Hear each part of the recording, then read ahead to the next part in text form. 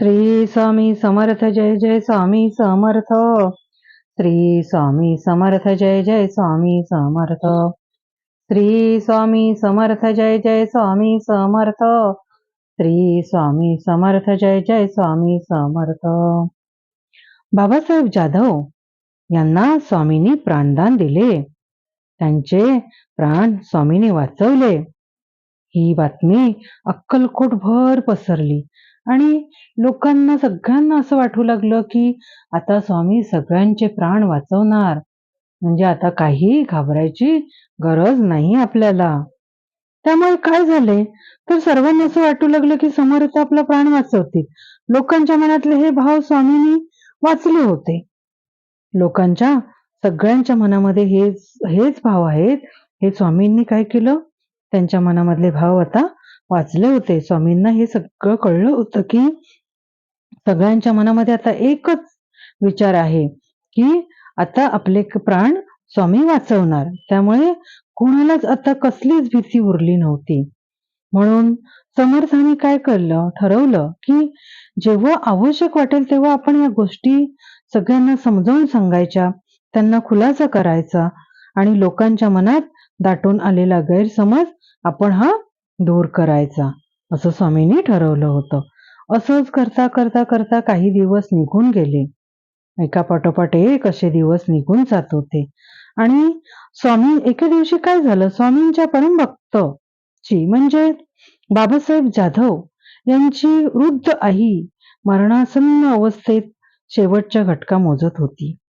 म्हणजे त्यांची आई खूप अशी वृद्ध झाली होती आणि ही लास्टच्या स्टेपला आलेली होती. लास्टच्या घटका मोजत होती ती.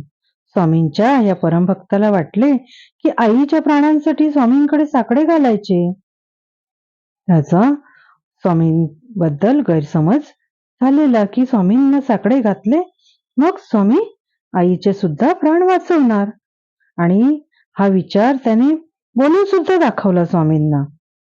तेव्हा स्वामी त्यांना म्हणाले की मी तुझ्या घरी येतो आणि आईला पाहतो. स्वामी म्हणाले की मी तुझ्या घरी येतो आणि तुझ्या आईला पाहतो. परमभक्ताला खूप आनंद झाला की स्वामी घरी येणार आणि मग आपल्या आईचे प्राण वाचवणार, असे ते परमभक्ताला वाटले. स्वामी जेव्हा आपल्या या परमभक्ताच्या घरी गेले तेव्हा लोकांनी खूप गर्दी केली. स्वामींनी ठरवले की लोकांना समजून सांगण्यासाठी हीच वेळ योग्य आहे. आणि स्वामींनी काय केलं तर स्वामींनी परमभक्ताच्या आईकडे असं पाहिलं, म्हणजे एक कटाक्ष टाकला स्वामींनी. त्यांच्या बाबासाहेब जाधवांच्या आईकडे स्वामींनी पाहिलं आणि त्या माऊलीला स्वामींनी पाहून एकदम अत्यंत आनंद झाला. स्वामींना समोर पाहिल्यानंतर त्या माऊलीला एकदम अत्यंत आनंद झाला आणि त्या क्षणी या वृद्ध स्त्रीच्या डोळ्यातून प्राण गेला. तिला एवढा आनंद झाला स्वामींना बघून की तिच्या डोळ्यातून प्राण निघून गेला. पण परमभक्ताला म्हणजे बाबासाहेब जाधव यांना आश्चर्य वाटले की स्वामी समोर असताना आईचा प्राण गेलाच कसा. आणि बाबासाहेब जाधव असा विचार करू लागले की स्वामी समोर असताना आईचा प्राण कसा काय गेला. हे सगळं स्वामींकडे तो करुण नजरेने पाहायला लागला. असा विचार करत करत तो स्वामींकडे करुण नजरेने पाहायला लागला. तेव्हा स्वामींच्या सगळं लक्षात आलं. तेव्हा स्वामी म्हणाले, स्वामी काय म्हणाले ऐका, जिथे जन्म आहे तिथे मृत्यू आहे. जिथे जन्म आहे तिथे मृत्यू आहे.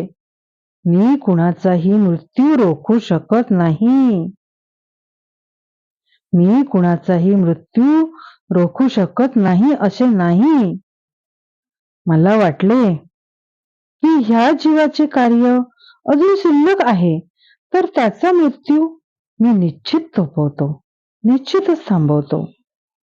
या माझ्या मातेचे कार्य संपले होते. या माझ्या मातेचे कार्य पूर्णपणे संपले होते, म्हणूनच मी इथे आलो. तिच्या मोक्षाचा मार्ग मोकळा केला आणि तिला मोक्ष दिला. एक लक्षात ठेवा की देवांना सुद्धा अवतार समाप्ती आहे. तिथे मर्त माणसांचे काय? बाबासाहेब जाधवांचे नामस्मरण थोडे बाकी होते आणि बैलाचे कार्य संपले होते, म्हणून मी फक्त मृत्यूची अदलाबदल केली. यमराजाला माघारी पाठवले नाही. प्रत्येकाचा मृत्यू अटळ असतो हे कदापिही विसरू नका.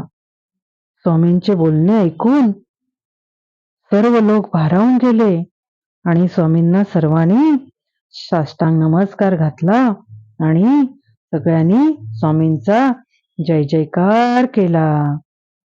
दिगंबरा दिगंबरा श्रीपाद वल्लभ दिगंबरा, दिगंबरा दिगंबरा श्रीपाद वल्लभ दिगंबरा.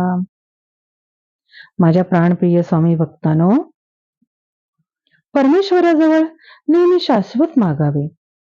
अशाश्वत मानवी देहाच्या गरजा पुऱ्या व्हाव्यात असे गाराणे परमेश्वराजवळ कधीही घालू नये. कारण संपूर्ण जीवसृष्टी एका निश्चित क्रमाने फिरतेच आहे. प्रत्येक जीवाचे प्रारब्ध वेगळे, त्यानुसार त्याला जगत असलेल्या जन्मात भोगावे लागते. परमेश्वराजवळ काही मागायचेच असेल तर काय मागावे एकच सांगते.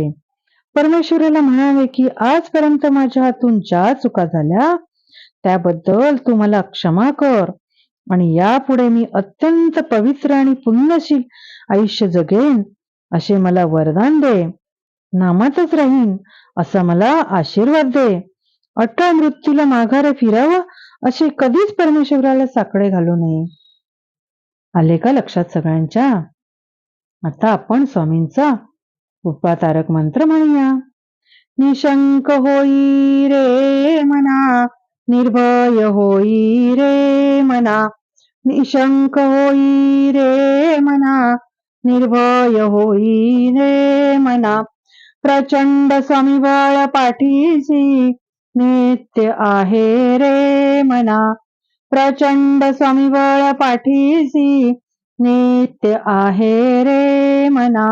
अतर्क्य अवधूत हे स्मरणगामी, अशक्य हि शक्य करतील स्वामी.